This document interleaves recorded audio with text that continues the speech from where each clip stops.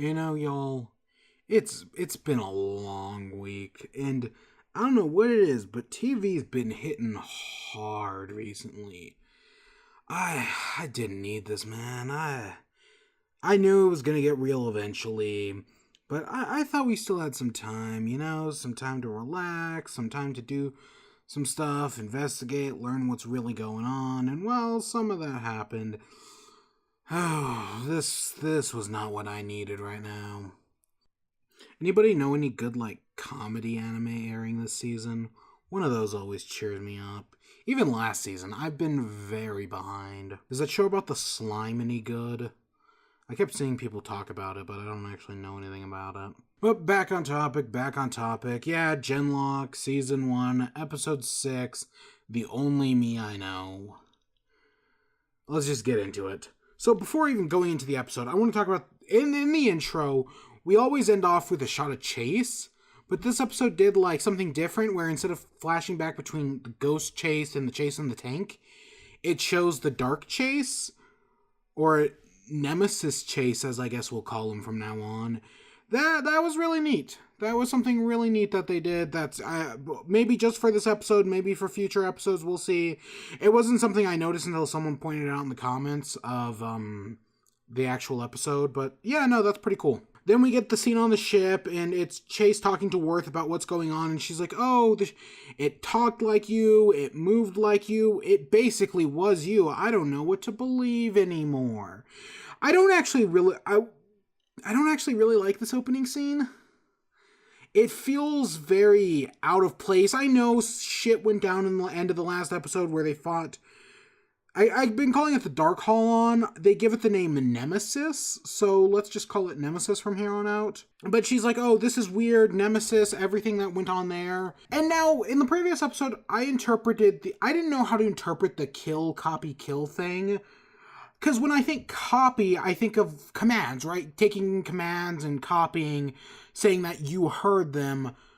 But now in the context of this episode, it's very clear that the copy meant killing the copy, which is Chase, as Chase is the copy.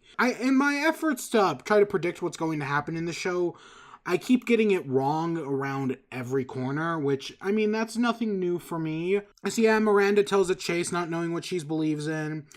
They say goodbye to the doctor and whatnot. They don't even say anything. But the reason I point out this doctor scene is because, like I said, in my efforts to predict the show, I think he's coming back. They're going to go after what happens at the end of this episode. They're going to go find this doctor in the next episode. He's the one who's going to help them with the Holons. That's the only reason I'm bringing this up. Walker team is like, hey, we need to review what's going on. Meet us in the North Hall. And Kazu's like, come on, man, let's go get some drinks. But no, like I said, the opening of this episode, it felt very dark. Basically, they just won the battle, and everything just kind of felt off at the beginning. One is in quotes. And don't get me wrong, it fits the tone of the rest of the episode, but I was like, I don't know, it felt weird at the beginning here. I would say out of character, but I think that's too strong. And then Chase goes off to talk to Weller about what's really going on, and why there are basically two Chases. And so we get what happened. We get the whole origin story of what's happening and why and what happened to Chase. We see the scene in New York of him being recovered. And they head back to the Genlock base, and we see the actual starting of Genlock. Meanwhile, the music is trying its damnedest to make us feel and stir up all the emotions. At first, I didn't really care for this scene, right? When we're seeing him in New York and all that, I was like, okay, this is kind of And I will give it, also on top of the music giving it its all, David Tennant is also giving it his all, and he is still the best part of this show. He's doing a good job, but then when we actually see this montage of Genlock getting started, them putting Chase in the tube, getting Genlock running, putting his mind in the robot and all that jazz, it's actually well done. Well, at first I didn't like the scene. The longer it went on, I think the better it got. The music actually does work. Usually I'm kind of biased against scenes like this, but I think it was fine by the end. I also want to point out, we see multiple times throughout this episode, if you pay attention to the video screens, or at least twice, I know that. Weller writes Ship of Theseus. That's basically the summary for what's Chase's arc in this episode. Whether or not is Chase. I mean, I'm not going to explain the whole Ship of Theseus thing. You can look that up for yourself. But that's basically what's going on here. And then we see that at some point, Chase is captured, right? The Union brings out everything they got, and they're actually able to capture Chase. But like this, they said this, I want to say 2 episodes ago, where Weller says that he's not making backups.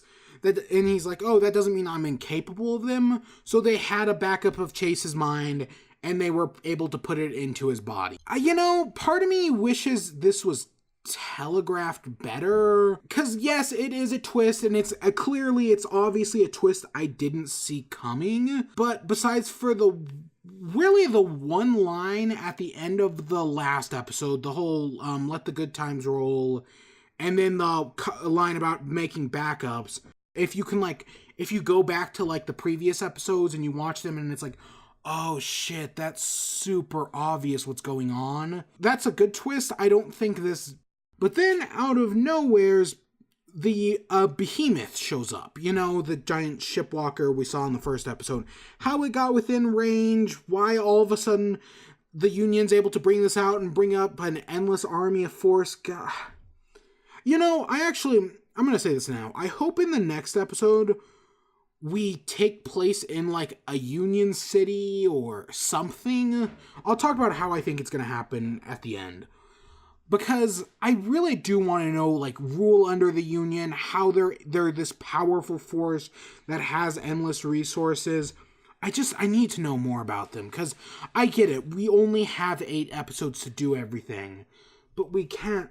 Something about. They're just able to get it out here in the middle of Polly's territory, and they have this gigantic amount of force. It's losing me, is what I'm saying. I made that sound harsher than it is. It's still fine. It's just the Union is nothing, and that's kind of disappointing. It's not that I want them to be sympathetic or anything. It's just I want some grounding. I want to see how. If you're going to have the Union murder a puppy, just have them murder a fucking puppy. But then when Weller and the Colonel talk to Chase, and he wants his body back, he wants to kill the clone, and he thinks the Union can get him his body back. If Genlock exists, that makes me wonder if cloning exists in this world. It might. I think we're 40 years in the future, so that might, that's probably not going to be a solution, but that's what they're talking about in this moment. And then let's call it our Chase comes in, and he starts fighting Nemesis, and that they're more or less evenly matched. But then the rest of Genlock team armors up, they go out into battle. And this, I'm not going to take you through each moment of this fight scene, just the highlights. But overall, the fight scene is really well done. I like the flow of it. It looks very nice. There's a lot of big action going on here. I wouldn't argue, there's not really a set piece. Like, you think the giant robot or even Nemesis would be the set piece, but they really aren't. It's just one continuous flow of action, cutting between the different robots and all that. Works really well. The one scene I do want to highlight is when Kazu and Val work together, and they do sword dancing, which they're dancing, but they're using it to fight off a bunch of spider walkers with the swords. I'm a sucker for a scene like that. I always, whenever I talk about the fight scenes, I always talk about flow and how, like, smooth it is. So using dancing as a metaphor for fighting, which, there are some similarities, is something I'm a sucker for. And then Madrani tries to drift with Chase, and Chase just doesn't want any of it. I get it. Meanwhile, the Union is able to use hummingbirds to breach into the Polity base, and now they're inside and they're making a beeline for Weller, because of course they are. And Weller orders the Genlock team to evacuate because their bodies are in danger, so is all the technology of Genlock. This isn't going to be pretty, is basically what he's saying. So they all get back, and they're getting ready to retreat. Weller has a scene with Madrani. If I didn't know any better, because of what they said earlier in the episode about Chase being the first person recognized to be Genlock compatible, I'd say that, like, Weller raised Madrani or something like that, just based on this one little moment. I mean, he could have just been there for the formative years or whatnot. But it's weird how they do it nevertheless. May amount to nothing because after they all escape, Weller does some self-sacrifice for his team. It's well done, right? Willing to sacrifice yourself for your team. We'll talk about death a little later on, but I think Weller's death works because for two reasons. One, because they've now established that you can download brains, I 100% don't believe that Weller is dead. He totally planned to sacrifice himself from the beginning, so I totally believe he backed his brain up and he's now, like, on the internet. The example I'm thinking of off the top of my head is in the Iron Man comics after, spoiler alert I guess, after Civil War 2, Stark dies and then he downloads his brain onto a computer and becomes, is it Riri Williams AI? That's what something like that's gonna happen. That's just my assumption anyways. And then so they're trying to escape the base. They go into a room and hide down there, and then they see that what the debriefing actually was. It was a ceremony. They were actually going to party. I guess that kind of excuses the moment early on. Sure, I'll accept it. God, everything's going so fast in this episode. And, I don't think it's rushed. Don't get me wrong. Like, it's going fast and going rushed are technically two different things, but it's shit hitting the fan more or less. We get a fight scene in the hallway. It's also fine. It's fine. And then they find Migas and they get some cars and they're going, because they're planning on escaping through one of the transports. And we get a really great shot of Chase fighting Nemesis. It looked really well. The tracking was really well shot. And one of the things, so when they brought up how the Holon Nemesis was like Chase, one of my problems with that was, if you look at how the Nemesis runs, it runs like an animal. It's clear that besides for Chase having like multiple voices in his head, well, Nemesis. God, I already struggle with the names. This is just going to make things 1,000 times more complicated. But Nemesis is more animalistic than Chase. So, that's why I don't see the combat, like, oh, he has your moves. I just don't see it because of that. It's telling and not showing, which I'm not happy with. If Chase had a signature move, while that would have been shorthand and it could have been cheap, it would have done it a lot better. But we see the behemoth is getting closer and it shoots some missiles. Luckily, Chase is able to block them, which I'll come back to in a minute. And then, so throughout this episode, they're building up that the anvil, I think is the name of the thing, has a gun called the hammer. I think that was what it was called. Don't at me, I don't care. And it shoots the gun and it's able to kill the behemoth. But as the behemoth falls, it covers the entire anvil in smoke, presumably killing everyone.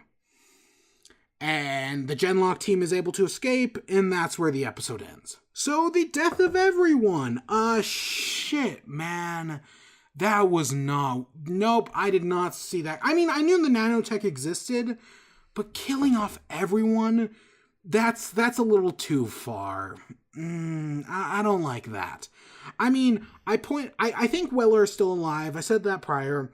Because of how the whole missile scene was handled, I think the Colonel is still alive, especially because she's at the top of the base. I think just, if it wasn't for the missile scene, I think she's dead as well. But because they specifically took time to point that out, I think she's fine. Everyone else, I don't know. I think Migos is definite. I mean, he was right there on the transport ship. I wish he had gone with them. Especially because, like, I was hoping that the Genlocks the Holons were gonna get their own, like, unique gear. And that's why I was kind of hoping we'd have some more time to actually get that. And I was hoping they'd have that unique gear by this battle. Nope. I mean, it's probably still going to come. But I wish it was here, and now that Migos is dead, ugh. And then there's, Tempest, Tempest and the other two Mech Riders, Chad and Gray, we know the mechs do have, smoke, like, resistant gear built in, So they might be alive, they might be dead. I think I said in the first episode that I knew Chase and Miranda were fine because of their voice actors, right? That basically gave them plot armor. I don't know about that anymore. At least with Miranda. The other, Chase has still probably got plot armor. Miranda, we'll find out. So let's talk about character death. Align with, I'm just saying I'm stealing this from Linkara. I agree with how Linkara says it, that a character should only be killed off once every story you can tell with them has been told, and that includes their death. Even if you want to, like Chase, if you want to die and bring him back, that's totally optional. Now, that doesn't mean I don't understand the opposite philosophy, the idea that death in a show or whatever should be like real life, where people die sometimes indiscriminately and sometimes for no reason. I totally get where people are coming from with that. And while it can be unsatisfying, it can be harsh, that's just how reality is, man. Well, I get that, and I get why people might like that, or why that makes narrative sense. It's fiction. This is a show about fucking giant robots. I don't want to be dealing with the harsh victims of reality, which, I mean, yes, this show deals with all the time. I mean, we brought up the Chase being the ship of Theseus earlier. But I want to have fun. Is that so much to ask for? God damn it. If I wanted freaking Call of Duty 2099, I would have watched Call of Duty 2099, but I wanted a freaking show about robots and people and characters I really care about, because I didn't even want a show about robots, I just wanted characters. Is that so much to ask for? God. Part of me is fine because of how they do. Right, like, I'm fine with Weller, because one, I don't believe he's dead, but the main thing is that it's self-sacrifice. I think self-sacrifice can really work, especially, like, dying for what you believe in and whatnot, and that's what happens with Weller, and that's why I think Weller's death works, but the rest of them, especially Miranda's, I still think there were stories to be told with them. There was still stuff you could do, and killing them, I don't think was the right move. I think they may not be dead. I wouldn't, if they come back, I think there's enough in-universe reasoning for them to come back. But if they don't, God. I don't know, man. Like, I hated this. Not in like this was bad, this was poorly done. The episode was great. It was well done. All, like, when you wanted to, it pulled the right heartstrings. When it had the emotion, it correctly conveyed it. I felt what the episode wanted me to feel, but the actual events of the episode, I was like, no, don't do this. If it wasn't for the fact that there's 2 more episodes and this was the season finale, I'd be really pissed. But the fact that we still have more time and that we're presumably going to see what happens after this gives me some hope. As for me predicting the next episode, I think it's just going to continue where we left off here. But part of me also wouldn't be surprised if there's a time skip. I'm not talking like a freaking 20-year time skip, but maybe like 6 months, maybe a year at most. Where it's been some time, right? Maybe the Union has taken over all of North America and our main group is hiding out. If that doesn't happen here, it's going to happen next season. It's got to happen sooner or later. The reason why I think it might happen, but I'm also kind of against it, is that I feel like there's a lot of character development, especially with like Cammy, that may just be thrown out, that I would like to see more of, but only time will tell. I hope you all enjoyed. Stay tuned for more. Until next time, peace.